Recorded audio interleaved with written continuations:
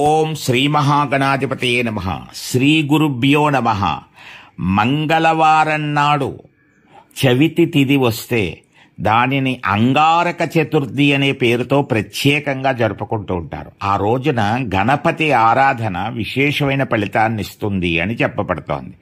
గణేశ పురాణం ప్రకారం కుజుడు భూమి యొక్క సుతుడుగా చెప్పబడుతున్నాడు. అంటే మనం ఒక ప్రార్థన చేస్తూ ఉంటాం కుజ ప్రార్థనలో, ధరణీ గర్భ సంభూతం విద్యుత్కాంతి సమప్రభం కుమారం శక్తిహస్తం తం మంగళం ప్రణమామ్యహం. ధరణీ గర్భ సంభూతం అంటే ధరణి అంటే భూమి, భూమి యొక్క గర్భము నుంచి ఆవిర్భవించినట్లుగా చెప్పబడుతున్నాడు. కుజగ్రహ ఆరాధన వల్ల వివాహ ప్రాప్తి కలుగుతుంది, రుణ బాధలు నివారిస్తాయి, సంతాన ప్రాప్తి కలుగుతుంది.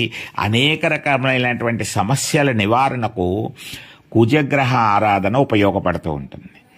మంగళవారం నాడు కనుక ఈ చవితి తిథి వచ్చినప్పుడు వినాయకుణ్ణి బాగా ఆరాధించినట్లయితే సమస్తమైనటువంటి కుజ సంబంధమైన దోషాలు నివారింపబడతాయి అని చెప్పబడుతోంది. భరద్వాజ మహర్షి యొక్క కారణంగా భూదేవి ఆయన యొక్క చెమట బిందువును స్వీకరించింది. తద్వారా ఆజానబాహుడు ఎర్రని దేహకాంతి కలవాడు విశాల నేత్రుడు అయిన బాలకుడు ఉదయించాట. తన జన్మకు మహర్షి కారకుడని తెలియదు ఆ బాలుడికి. భూదేవి పెంచుతూ ఉంది. సమయం వచ్చినప్పుడు చెప్పాలని ఆమె నిర్ణయించుకుంది. 7 ఏళ్ల వయసులో ఆ బాలకుణ్ణి తీసుకుని భరద్వాజుని వద్దకు వెళ్ళి ఆ బాలుణ్ణి భరద్వాజ మహర్షికి అప్పగించి ఇతన్ని పుత్రుడిగా పరిగ్రహించు అని చెప్పింది.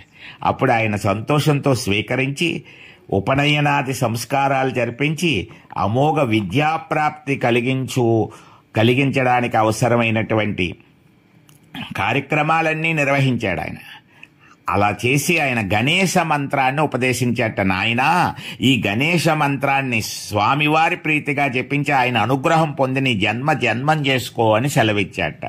అప్పుడు తండ్రి ఆజ్ఞ ప్రకారం ఆ బాలుడు నర్మదా నదీ తీరంలో కఠోరమైన తపస్సు చేశాడు.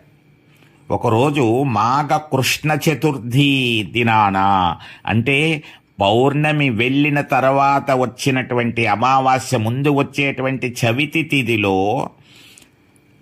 చంద్రోదయ వేళలో గణపతి ఆ బాలునికి దర్శనమిచ్చాట.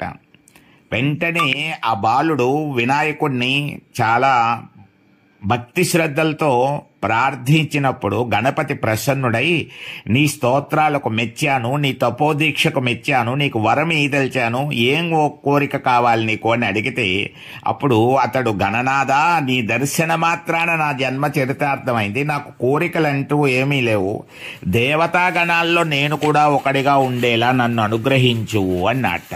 అప్పుడు వినాయకుడు సంతోషించి, నీకు వారాలలో ఒక రోజుకి ఆధిపత్యం ఇస్తున్నాను, నీకు గ్రహాలలో స్థానం కల్పిస్తున్నాను, నేటి నుంచి నీవు మంగళుడవు అని ప్రసిద్ధి పొందుతావు, ప్రజలకు మేలు కలిగించేటువంటి వాడవు అవుతావు.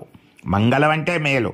నీవు ఆధిపత్యం ఇచ్చిన రోజున నా చవితి తిథి గనక ఏర్పడినట్లయితే ఇంకా ఎక్కువ పుణ్యప్రదమయ్యేలాగా నేను అనుగ్రహిస్తున్నాను. భూదేవి పుత్రుడిగా నీవు కుజుడనే పేరుతో వ్యవహరించబడతావు అని గణపతి అనుగ్రహించట. ఆ విధంగా అంగారక చతుర్థి నాడు ఈ వృత్తాంతాన్ని వినాలి అని చెప్పబడుతోంది. ఈరోజు గణపతిని పూజించ అంగారక చతుర్థి వచ్చిన రోజున కుజగ్రహ అష్టోత్తరాన్ని చదువుకోవాలి, కుజగ్రహ స్మరణ చేసుకోవాలి, కుజ ప్రార్థన చేసుకోవాలి. గణపతి ఆలయానికి కానీ ఆంజనేయ స్వామి ఆలయానికి కానీ వెళ్ళాలి. అంటే చతుర్థి తిథి వచ్చిన మంగళవారం నాడు తప్పనిసరిగా గణపతి ఆలయానికి వెళ్ళి తీరాలి.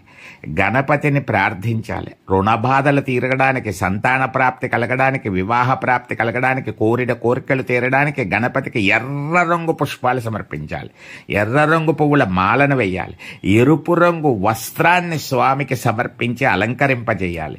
ఎరుపు రంగు వస్త్రాన్ని బ్రాహ్మణులకు దానంగా కూడా ఇచ్చుకోవచ్చు. ఎవరికైనా సరే ఎరుపు రంగు వస్త్రాన్ని దానంగా ఇవ్వడం, ఎరుపు రంగు పువ్వులతో గణపతికి పూజ చేయడం, అలంకరించడం వంటివి చేస్తే చాలా విశేషమైనటువంటి శుభ ఫలితాలు ఉంటాయి అని గణేష పురాణంలో పేర్కొనబడింది. మీ అందరూ పరసా టీవీని చూడండి, సబ్స్క్రైబ్ చేయండి. ఈరోజు అంగారక చతుర్థి యొక్క వృత్తాంతాన్ని వినడము, గణపతి నామస్మరణ చేయడం చాలా విశేషమైంది. ఓం శ్రీ గణేశాయ నమః.